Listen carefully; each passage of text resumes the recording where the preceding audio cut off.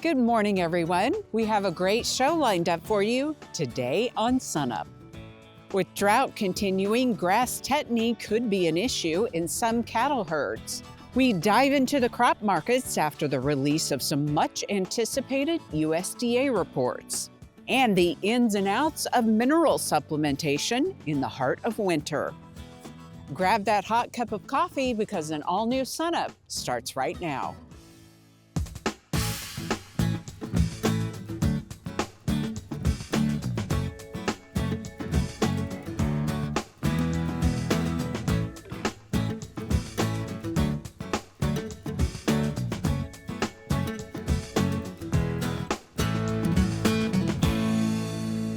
Hello again, everyone, and welcome to Sunup. I'm Lyndall Stout.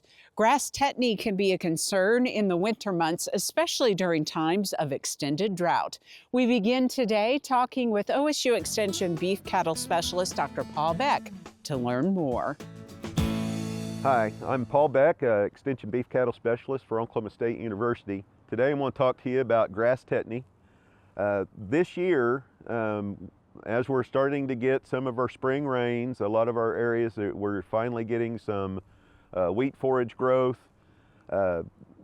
Many of our producers, many of us have already marketed our calves earlier and don't have them out on wheat pasture. So if we have wheat we're intending to graze out or other small grains and cool season annuals, the normal response will be, we're going to graze our lactating beef cows on these high quality cool season annuals, which is an excellent resource for these cows with very high nutrient requirements. It decreases the amount of hay we have to feed. It decreases how much supplement we need to feed.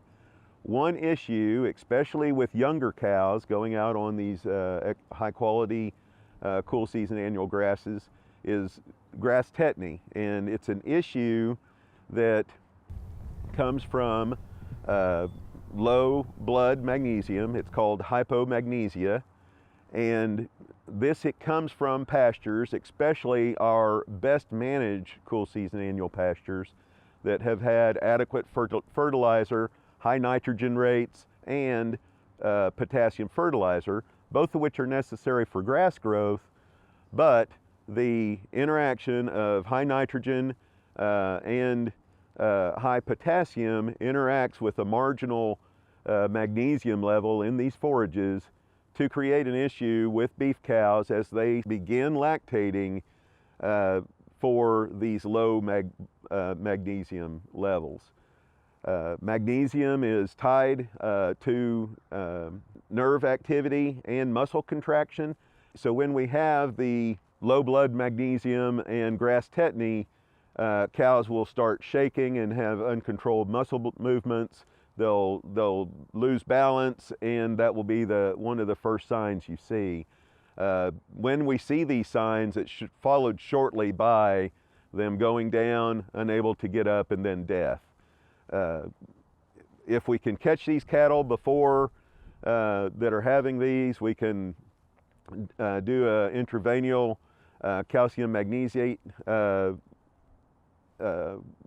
solution to correct this with some success.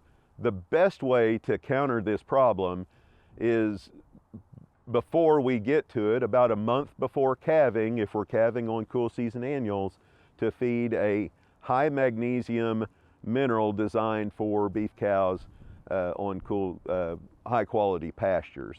Most of these commercial mineral mixes will have 12% calcium, 6 to 8% phosphorus, and right at 10% magnesium as magnesium oxide.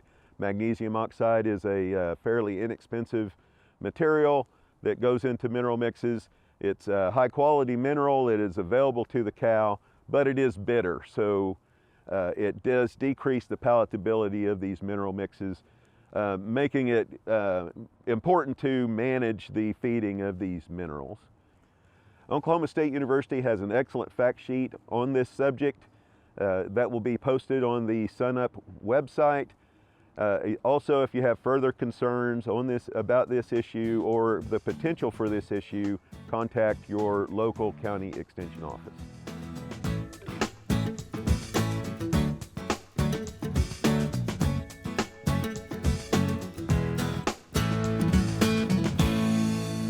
Good morning, everyone. This is State Climatologist Gary McManus with your Mesonet Weather Report.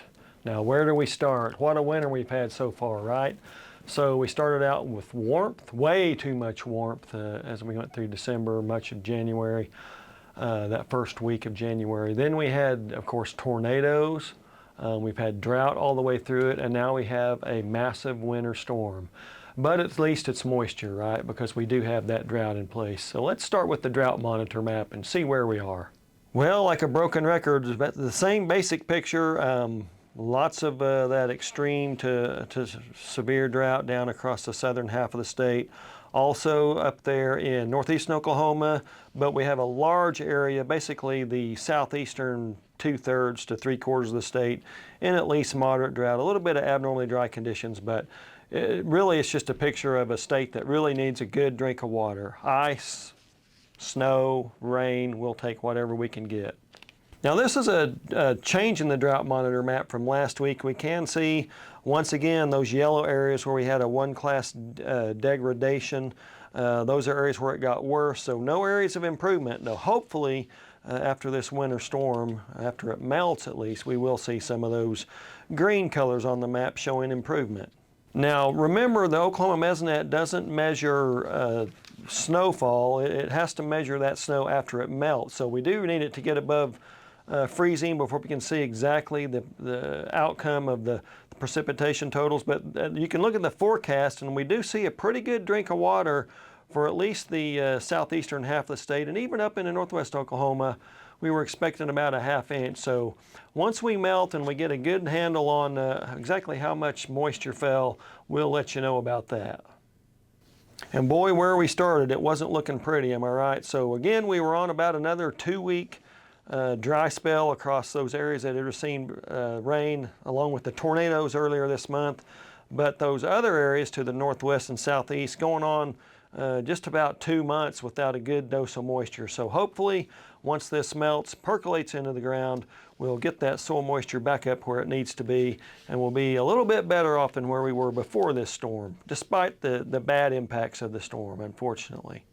Let's get a handle on where we were before this storm. So you look at the last 30 days, really just some good moisture from southwest up through north central Oklahoma.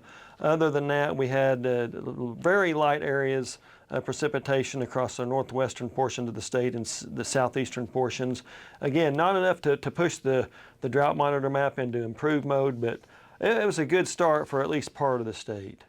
And we can take a look at the Mesonet's departure from normal rainfall map for that same time frame, last 30 days, and we can see deficits across the state, except those areas there where we had the moisture with the tornadoes and the severe weather.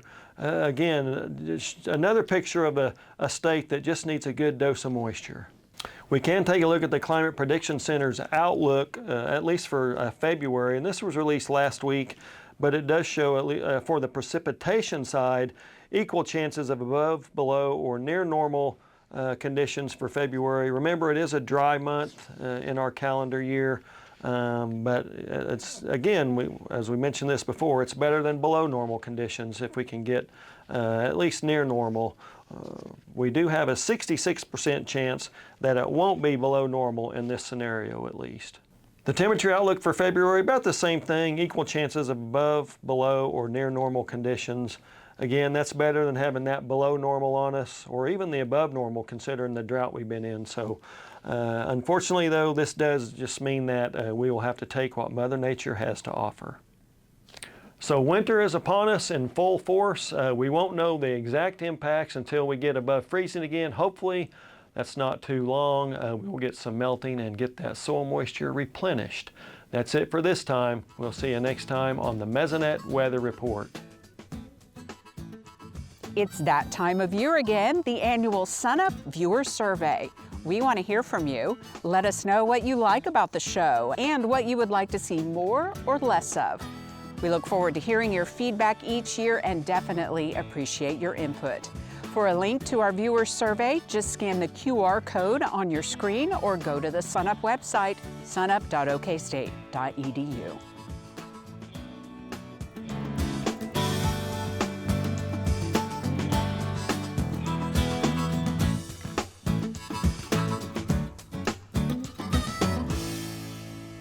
We're joined now by Dr. Todd Hubbs, our OSU Extension crop marketing specialist. And Todd, some much anticipated USDA reports have been released in the last week.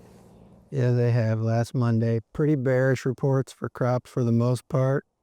We saw a record corn production number that I don't think a lot of people were expecting, me included.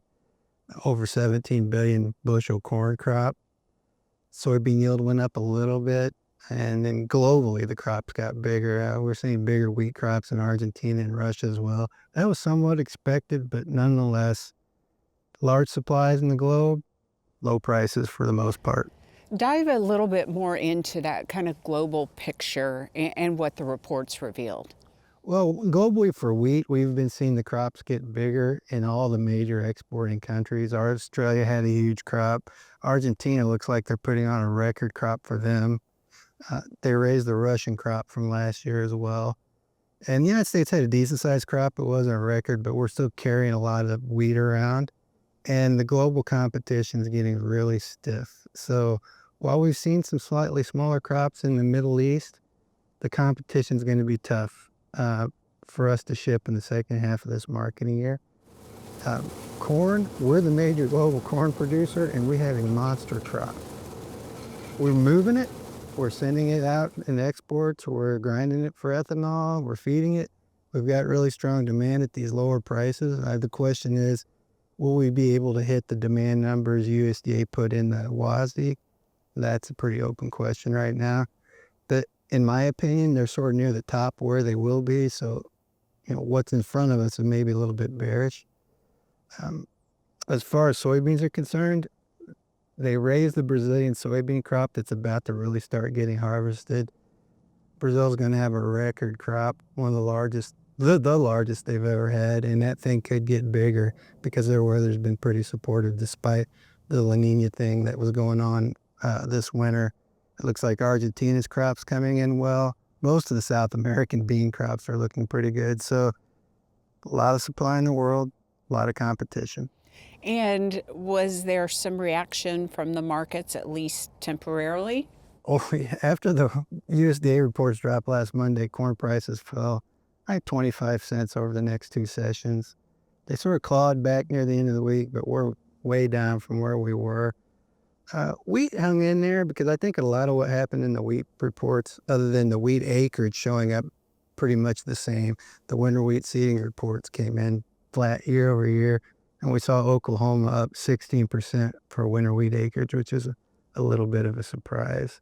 But other than that, I think most of the numbers in the reports were expected for wheat. So while they got caught up in the downturn, they clawed back near the end of the week.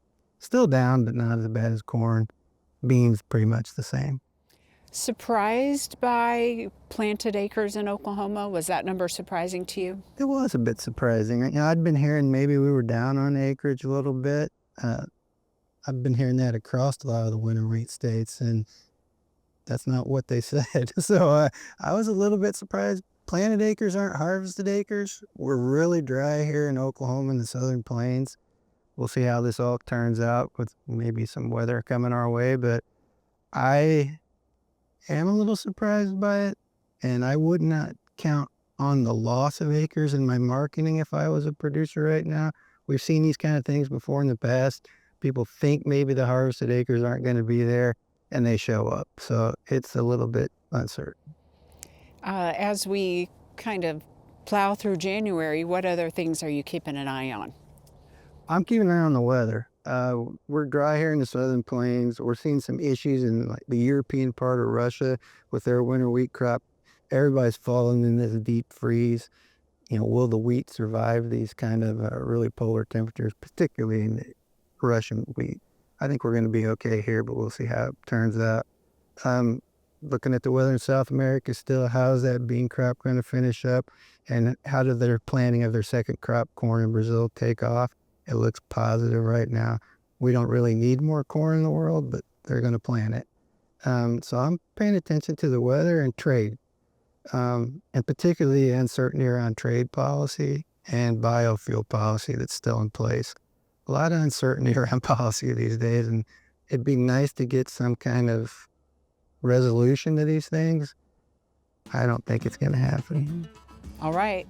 Todd Hubbs, thank you very much. We appreciate your analysis as always, and we'll see you again soon. Thank you.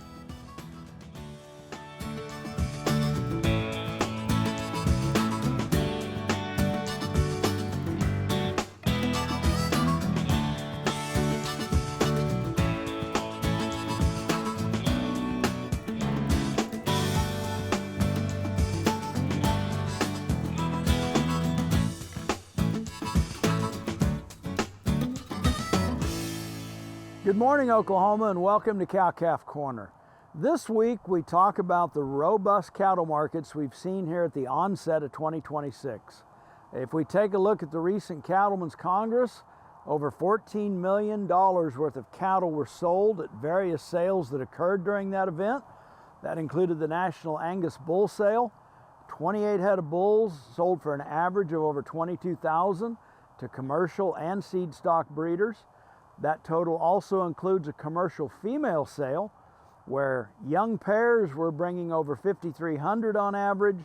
3-year-old spring calving bred cows were bringing over $4,500, bred heifers over $4,300, and even open replacement females selling at an average of over $3,200.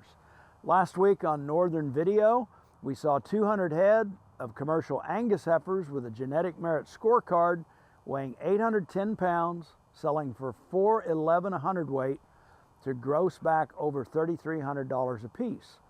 USDA market reports indicate calves, feeder cattle, fed cattle, and box beef are all steady to rising in price, and cattle markets remain very resilient, and trade is vigorous and demand is good. As we look at those box beef and fed cattle prices, it's encouraging to see that they're holding steady, firming up. We've got less packing capacity, but even with that, with reduced supply, we remain in a good situation there. With regard to the price of beef at retail, and specifically that question, is there a point of consumer resistance to price? We take a look at certain things historically that I'll share with you this morning. First of all, consumer demand remains outstanding for beef. We have more high quality beef on the market than ever before, and it continues to offer a consistently satisfying eating experience, which is driving consumer demand. Since 1980, the price of beef at retail is up 355%. In a time of escalating prices, how does that compare to some other popular products? Well, if we compare that to diesel fuel, over the past 45 years, the price of diesel has risen 391%. Coca-Cola is up about 535% in price over the last 45 years. A bag of Doritos is 5 times the price it was in 1980, about 500% increase in price. And how about a John Deere tractor? Since 1980, the price of a John Deere tractor is almost 1,200% higher than it was 45 years ago. Encouraging news and interesting news. Thanks for joining us on Cow-Calf Corner this week. Finally today, and continuing on the topic of drought, Sunup's Elizabeth Hoka talks with OSU Extension beef cattle specialist Dr. Dave Lalman about the importance of supplementation during the winter months. We're here now with Dr. Dave Lalman, our OSU Extension beef cattle specialist. And Dave, we're getting ready to get into calving season. This is probably a good time for people to start thinking about their mineral supplementation. What are some things that they need to keep in mind? Yeah, well, I mean, this time of year in particular, you know, their nutrient requirements are rapidly increasing because if they haven't calved yet, that calf is growing fast, and that means their mineral requirements are going up just like their protein and energy requirements are increasing. But then they get into lactation, and of course it requires a lot of macro minerals primarily and trace minerals as well to produce milk, just like it does, again, protein and energy. And so it is an important time of year for mineral nutrition in beef cattle. You know, what we want to encourage people and help people to do is have confidence in their mineral supplementation program. That's a challenge because mineral nutrition is difficult. There are a lot of minerals to consider. Some of them interact, and the cattle requirements are changing from stage to stage, just like we just mentioned. And forage quality is very different from farm to farm and from season to season. It's a challenge. So our job is to try to help people with a program or a plan so they have confidence in what it is they're doing is doing exactly what they expect and desire. So before we figure out what we need to be supplementing, first we have to figure out what they're consuming now. Yeah, I think that's a better way to go about it because, you know, we need to know how much they're consuming. We can figure out what's in it, but we need to know how much they're consuming, and it's extremely variable. So tracking it is the best way, of course, to do that. Develop a record system, a simple record-keeping system, so that you have that information available when you get ready to evaluate the content of your mineral supplement. Yeah. So how do you recommend people go about doing that? Well, if you just, you know, if you go out once a week to put out mineral or once every other week to put out mineral, just take a little record book with you or write it down in your phone so that later maybe you can enter it into an Excel spreadsheet or something. We even have an app on our OSU Beef Extension website that people can download and use. But the records they need to keep are real simple. I mean, just the date, how many bags of mineral you put out for that group of cattle, and how many cattle are in the pasture. Those are the primary things. Yeah. We can fine tune on that by including, you know, the mineral brand and which mineral it is they're feeding.